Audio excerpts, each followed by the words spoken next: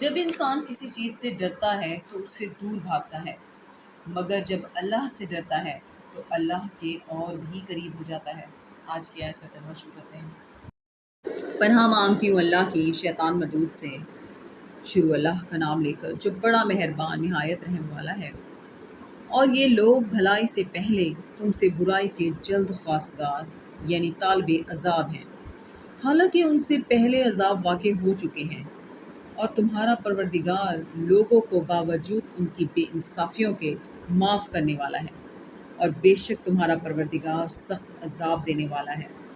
اور کافی لوگ کہتے ہیں کہ اس پیغمبر پر اس کے پروردگار کی طرف سے کوئی نشانی نازل نہیں ہو۔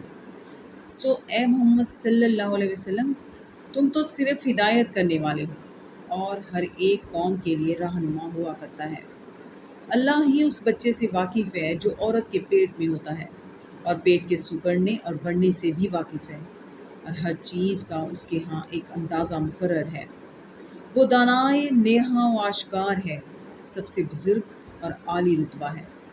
کوئی تم میں سے چپکے سے بات کہے یا پکار کر، یا رات کو کہیں چھپ جائے، یا دن کی روشنی میں کھلم کھلا چلے پھرے، اس کے نزدیک برابر ہے۔ صدق اللہ العظیم۔